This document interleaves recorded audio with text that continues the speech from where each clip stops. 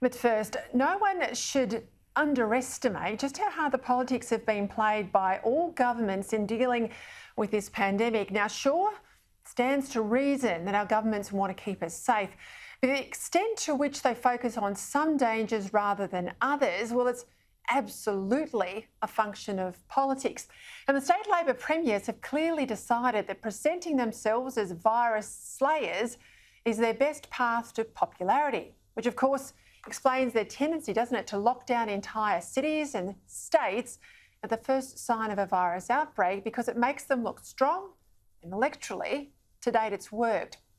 The wheels are starting to fall off this pandemic panic wagon, aren't they, with each new failure out of their hotel quarantine systems.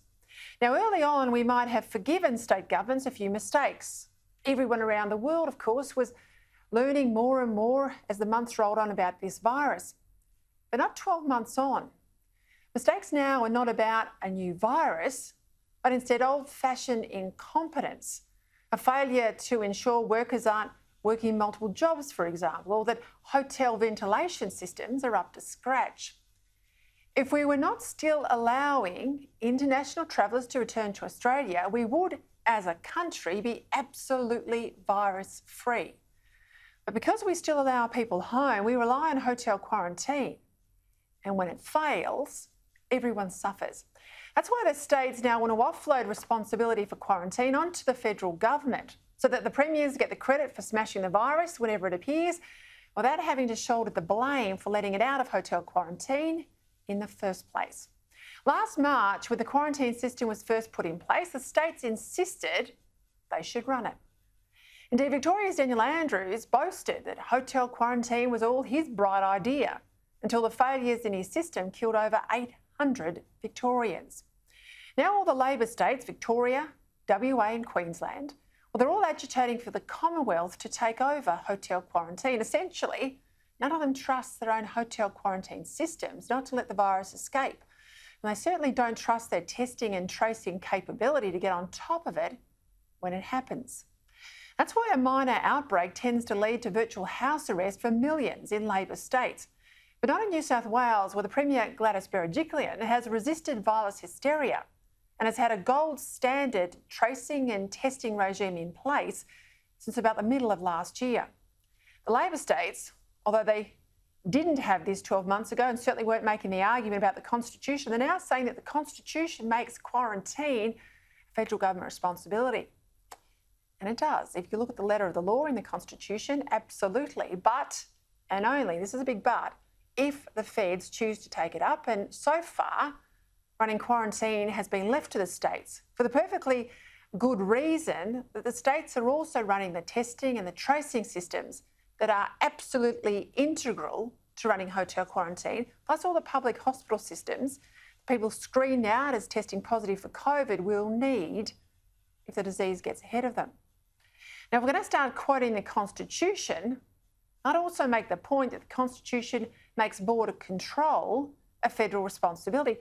That hasn't stopped the states, has it? Slapping their own border procedures on travellers, both international and interstate. So let's have some consistency.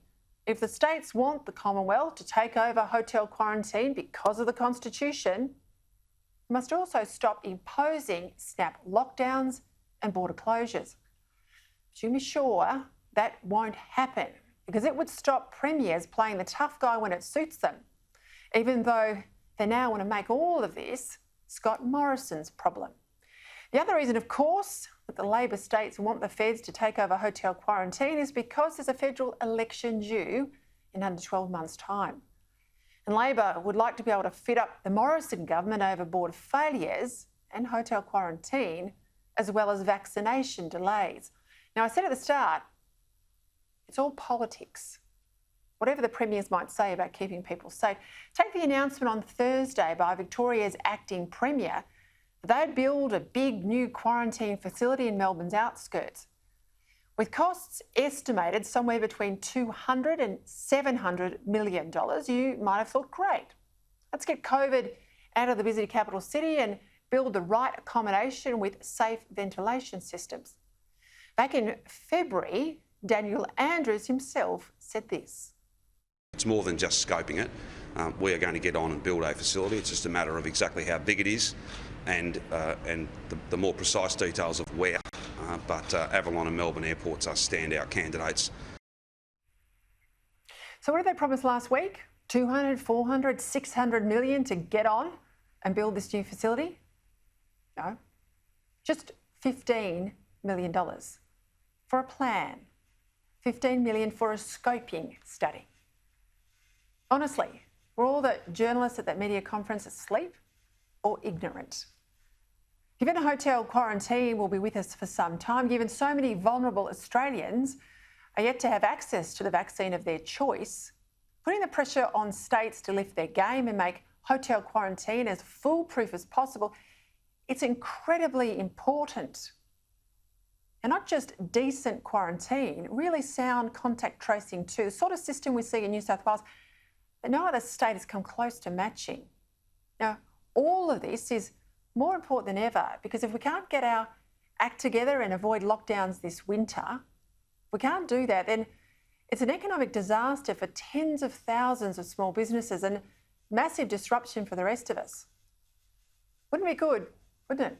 Wouldn't it be good to see the state governments putting as much effort into making their quarantine systems as strong as they can be as they've put the effort into playing the politics of COVID for all it's worth?